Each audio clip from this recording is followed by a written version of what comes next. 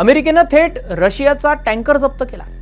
अमेरिकेनं रशियाला खिजवलं आणि आता नव्या युद्धासाठी वातावरण तयार झालंय। रशियाकडून अमेरिकेवर हल्ला केला जाऊ शकतो असंही बोललं जात आहे। जागतिक दोन महासत्ता आता युद्धाच्या मैदानात उतरणार आहेत। मात्र रशिया आणि अमेरिकेत युद्ध झालं तर कोण जास्त पॉवरफुल आहे हेच या व्हिडिओतून जाणून घेणार आहोत। त्यासाठी व्हिडिओ शेवटपर्यंत पहा। नमस्कार, मी श्रेयस पांडे, तुम्ही पाहताय न्यूज 18 लोकमत।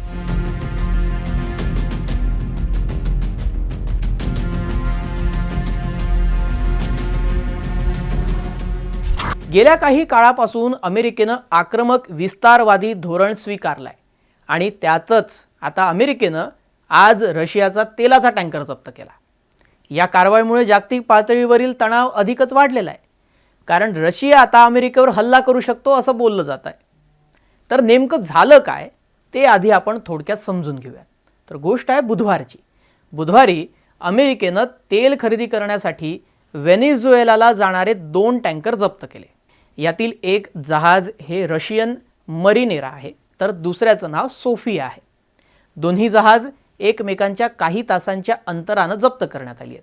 बरं, रशियानं जहाजांच्या संरक्षणासाठी पाणबुड्या आणि इतर नौदल जहाज देखील पाठवली होती, परंतु त्यांना यश आलं नाही। तोपर्यंत अमेरिकेनं कारवाई केली होती आणि जहाज आपल्या ताब्यात घेतली।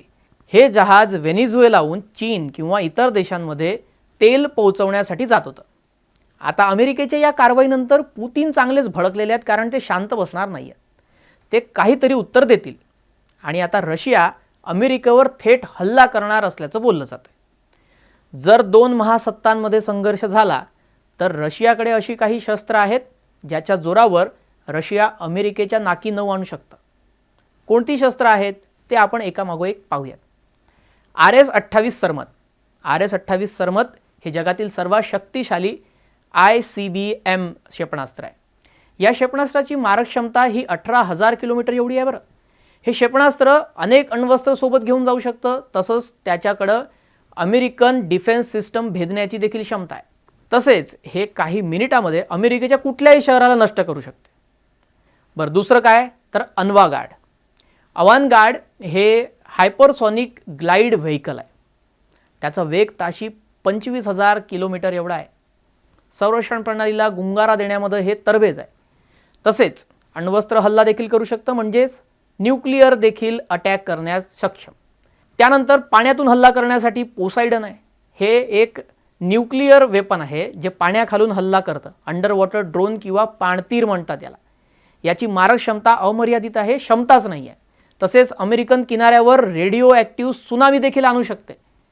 आणि त्यानंतर बुरेवेस्निक हे आण्विक इंजिनावर म्हणजे न्यूक्लिअर इंजिनवर चालणारं क्रूज क्षेपणास्त्र आहे। याची मारक क्षमता ही अमर्यादित आहे।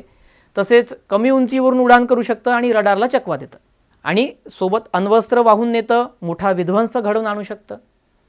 बरं, ही हत्यारं रशियानं स्पेशली अमेरिकेला रोखण्यासाठी बनवली आहे। मात्र तर कुठलंही शस्त्र हे 100% यशस्वी ठरू शकत नाही, कारण अमेरिकेची मिसाईल डिफेन्स सिस्टम आणि नौदलसुद्धा अत्याधुनिक आहे। त्यामुळे जर या 2 महासत्तांमध्ये युद्ध झालं, रशिया आणि अमेरिका दोघांचीही प्रचंड ताकद आहे। त्यामुळे दोघांचंही प्रचंड यात नुकसान होईल।